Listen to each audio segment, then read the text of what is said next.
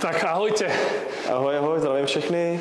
Máme tu môjho dlhoročného kamaráta a bývalého spoluhráča, Dan Zelenka, takzvaný Zeli. Ja ho volám Zeli už dlhé roky. U nás trénuješ od covidu, ja si myslím, že už nejaké 4 roky. No, tak já myslím si tak 2021 myslím, že jsme nějak začínali spolupracovat, dá se říct, v rámci těch tréninků, takže už to budou 3,5, možná 4 roky.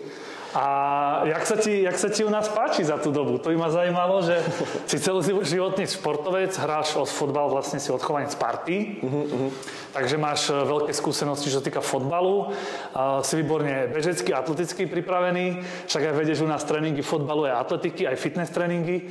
Takže vlastne dá sa povedať, že skoro všetko okrem basketbalu. Jo, to basketbal není úplně moje silná stránka, to je pravda. Takže si taký univerzálny trenér a otrénoval si fakt ako ťažké hodiny, ja si myslím, že stovky hodín určite to budú. To určitě. A jaké máš pocity z toho? Jak to si nasal tú atmosféru v našej organizácii? Jo, tak musím říct, že vlastně od začátku, co jsem semka přišel, tak Rioso udělalo obrovský pokrok. Pamatuju si, že jsme vlastně tenkrát za covidu začínali ještě na ladronce, že jsme ani nemohli být na hřišti, i když jsme jako hřiště normálně využívali mimo to. A za tu dobu si myslím, že se toho jakoby strašně moc změnilo. Hrozně moc jakoby lidí přibylo, kvalitních trenérů, udělali jsme nový spolupráce i skupinový, kde vlastně za začátku jsme dělali jenom individuální tréninky, že jo, několika dětem. A teďka už to je tak rozjetý, že máme pravidelný spolupráce s těma nejlepšíma rugby týmama v České republice. I pak s týmem Holek. A těch dětí stále přibývá i sportů. A abych odpověděl na to, jak mě se tady líbí, tak mě se tady líbí, protože vždycky jsem k tomu sportu tíhnul a vlastně jsem začal trénovat v době, kdy jsem skončil s aktivním fotbalem, v podstatě s poloprofesionální kariérou a ten sport mi nějakým způsobem trošku chyběl a tady to mi to do velké míry nahradilo a hrozně baví vidět na těch dětech ty pokroky. A až sám jsem byl překvapený, jaký jsou zpětné vazby od rodičů a od těch dětí, jak se zlepšují ve svých týmech díky těm našim individuálním tréninkům a to člověka vždycky potěší.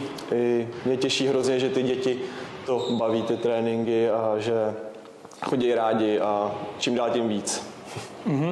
Ty vlastne si spomínal teraz, že aj rugby, máme spolupracovať s rugbystami. Ty si tam figuroval, myslím, že, alebo figuruješ už rok a pol, alebo 2 roky, približne plus minus. A začali sme vlastne prakticky s jedným tréningom týždenne a teraz tých tréningov máme, ja neviem, 10 týždenne asi. Jo, no. Takže dosť veľká je to aj tvoja zásluha, že to tak rozrastlo. Samozrejme, ako som spomínal, tak si veľmi kvalitný tréner, univerzálny tréner. A vlastne Ivan Žulevič u nás začal ako prvý a ja si myslím, že ty ešte možno s nejakými dvoma trénermi ste takí tí ťahúni toho Riosa, čo ma veľmi teší, že máme takýchto ľudí. Ako si spomínal, tak za tú dobu sme nabrali ďalších trénerov, myslím si, že veľmi kvalitných. A tak to proste je. Keď máš kvalitných ľudí, kvalitných trénerov, tak samozrejme tí ľudia sú spokojní a potom to aj rastie lepšie. Takže za mňa takto zatiaľ. Budeme sa na vás tešiť. Máme potom ešte samozrejme kempy, tie sme ešte nespomenuli, to sme tak v rýchlosti chceli zhrnúť a vyspovedať Zeliho. Máme kempy v lete a tréningy, máme 7 športov, máme atletiku, fotbal, gymnastiku, basketbal, tenis, softball, baseball. Takže môžete sa prihlasovať, jak na kempy, tak na tréningy a určite uvidíte tam aj Zeliho v akcii. Tak, Roba v akcii. To tiež. Tak sa majte pekne a užívajte. Mějte krásný Vánoce, hodně štěstí do nového roku, hlavně zdraví a vidíme se v novém roce. Mějte se krásně. Čau. Hezké svátky. Naschledanou.